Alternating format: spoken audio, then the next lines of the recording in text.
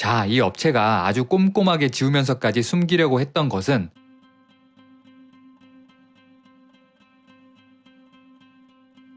죄송합니다. 사망여우입니다. 자화이온수를 만들어낸다는 육각수 샤워기의 펀딩이 많은 문제가 있었음에도 불구하고 취소되지 않고 마무리가 됐습니다. 이 육각수 샤워기는 입증되지 않고 검증되지 않은 효과를 홍보하고 다른 사람의 논문을 무단으로 사용했습니다. 게다가 이 논문은 자화수의 효능에 대해서 설명하는 것이 아니라 자화이온수에 논란이 있는 논문을 정리한 리뷰 논문인데 꼭 자화이온수의 효능을 검증한 논문인 것처럼 허위로 조작해서 사용했습니다. 그리고 이것을 확인한 논문의 공동 저자가 이 논문은 자화이온수의 효능에 대한 내용이 아니고 이 논문을 사용하지 말라며 와디즈와 포세이온 측으로 강력하게 요구했고, 와디즈에서는 펀딩이 불과 이틀이 남은 시점에서 아무도 모르게 조용히 이 논문을 삭제했습니다. 그리고 와디즈는 계약상 상세 페이지의 내용이 수정되면 수정한 후 이틀 이내에 수정 내용을 공지해야 합니다. 하지만 펀딩 마감 당일까지도 공지되지 않았습니다. 펀딩 마지막 당일 새벽 제 유튜브 채널에 업로드된 논문 삭제에 대한 폭로 영상을 보신 많은 시청자 여러분께서 논문 삭제에 대해 와디즈에 신고하고 항의를 하자 그제야 와디즈에서는 이렇게 공지했습니다. 메이커에게 상세 설명할 것을 권고했고 메이커가 이를 받아들였다. 약관상으로는 아직 공지일이 지나지 않았고 수정 고지일이 프로젝트 종료일일 경우 어떻게 조치할 것인지에 대한 약정사항이 없는 관계로 이번 프로젝트에 한해 종료 기한을 24시간 연장한다. 이 공지는 펀딩 마감이 반나절밖에 남지 않은 시간에 올라왔습니다. 그리고 이 공지를 보면 와디즈와 포세이온은 논문을 삭제한 사실을 서포터에게 알려줄 생각이 없었다는 것을 분명히 알 수 있습니다. 왜냐하면 만약에 논문이 삭제된 것을 알려줄 생각이었다면 굳이 펀딩 마지막 날에 알려주어서 펀딩 기간이 늘어난 하루 동안 약 5,400만 원이 증발되게 하는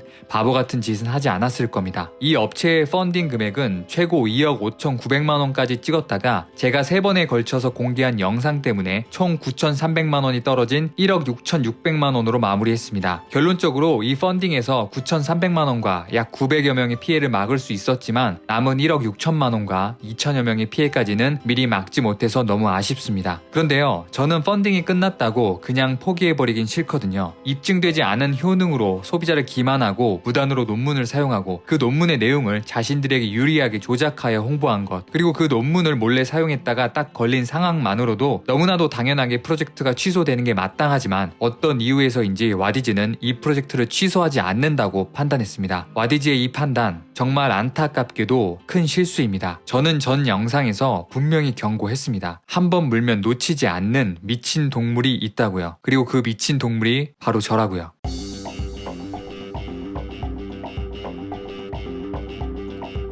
포세이온은 정말 많은 전시회에 참가하고 있습니다. 12월 한 달만 해도 무려 7개의 전시회에 참가한다고 공개했습니다. 전시회에 참가하는 건 공짜가 아닙니다. 적게는 100만원에서 많게는 300에서 400만원까지 비용이 들어갑니다. 그렇다면 이 업체는 이렇게 큰 비용을 전시회에 들이면서 과연 무엇을 하고 있는 걸까요? 와디즈에서 펀딩이 진행되는 제품은 펀딩 전, 펀딩 진행 중, 그리고 펀딩이 끝나서 서포터에게 제품이 배송되기 전까지도 다른 채널에서는 제품을 판매할 수 없게 되어 있습니다. 그렇다면 이 업체는 전시회에서 물건을 팔지도 못하는데 비싼 돈 주고 수많은 전시회에 나가서 제품 홍보만 하고 있는 걸까요? 저는 와디즈 상세 페이지에 올라와 있는 포세이온의 전시 사진을 보다가 뭔가 이상한 것을 발견했습니다. 사진을 자세히 보면 사람들의 얼굴이 모자이크 되어 있는 것을 포함해서 배너의 상단이 모두 모자이크 처리가 되어 있는 것입니다. 사람들의 얼굴이 모자이크 된 것은 이해가 되는데 배너의 상단이 모두 모자이크 처리가 되어 있는 것은 뭔가 이상했습니다. 사람 머리 뒤에 가려져 있는 아주 작은 부분도 아주 꼼꼼히 가렸는데요. 저는 여기에 모자이크가 되어 있는 게 이상하다고 생각이 들었습니다. 이 업체는 과연 무엇을 숨기고 싶었던 걸까요? 저는 이 업체가 이토록 숨기고 싶은 게 무엇인지 알고 싶었습니다. 그리고 이 모자이크 뒤에 가려진 것이 무엇인지 알아냈습니다.